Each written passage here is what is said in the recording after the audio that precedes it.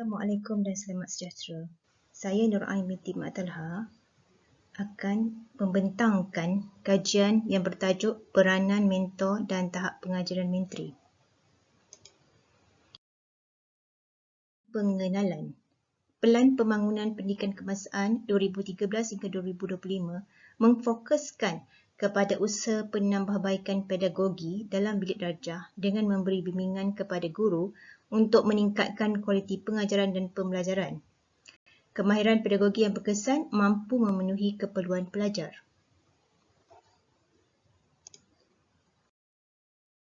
Selain itu, bimbingan yang berkesan dari pihak berkepentingan akan memberi impak positif kepada pengajaran yang berkualiti. Ini kerana guru yang berkualiti menguasai pengetahuan pedagogi, kemahiran inkuiri dan kemahiran penilaian.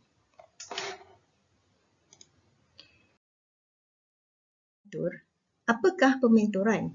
Pementoran ditakrifkan sebagai proses memberi bantuan kepada orang lain sama ada dengan menyampaikan pengetahuan seperti pengetahuan pedagogi, menjadi contoh teladan yang baik dan memberi sokongan untuk meningkatkan pencapaian keperluan berkaitan tugas individu dalam sesebuah organisasi. Dalam pementoran, kedua-dua pihak iaitu mentor dan mentee memainkan peranan yang penting. Sebagai mentor, perlulah mempunyai sikap peribadi yang tinggi. Menurut Hudson dan Azizah, atribut peribadi dibahagikan atau dikategorikan kepada 6 aspek. Mendengar dengan tekun.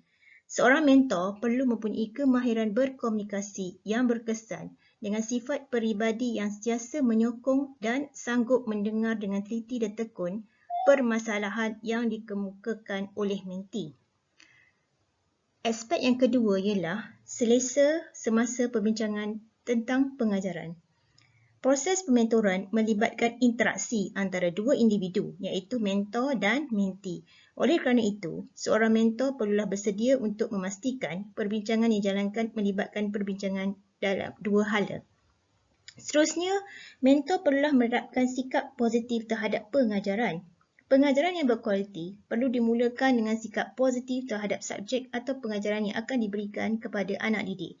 Sikap yang positif terhadap subjek pengajaran dapat meningkatkan pengajaran guru dan penguasaan guru dalam subjek tertentu. Seorang mentor perlu menerapkan sikap positif tersebut bagi meningkatkan profesionalisme seorang guru. Yang keempat adalah menerapkan keyakinan terhadap pengajaran.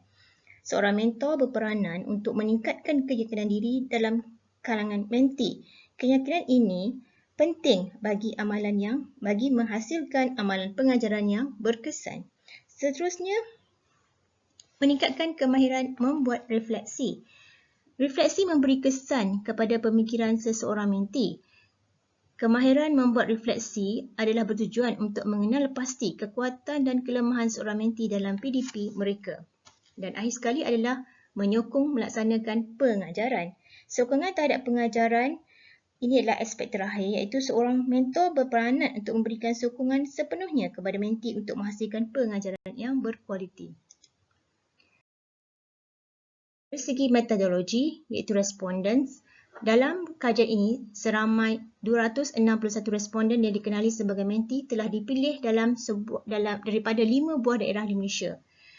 Analisis menggunakan teknik pemodelan persamaan berstruktur ataupun structural equation modeling, analisis penolakan faktor dan analisis kebolehpercayaan. Selain itu, analisis pengesahan faktor iaitu CFA juga digunakan untuk membuat validasi model pengukuran. Tujuan kajian adalah untuk mengetahui pasti peranan yang dimainkan oleh mentor dalam memberi bimbingan kepada mentee yang telah dipilih bagi meningkatkan tahap pengajaran mentee tersebut. Peranan yang dimainkan oleh seorang mentor amat penting dalam meningkatkan penguasaan pengetahuan pedagogi mentee. Di samping itu juga, atribut peribadi mentor itu sendiri dapat meningkatkan motivasi kepada mentee untuk meningkatkan kualiti pengajaran mereka kepada tahap yang lebih tinggi.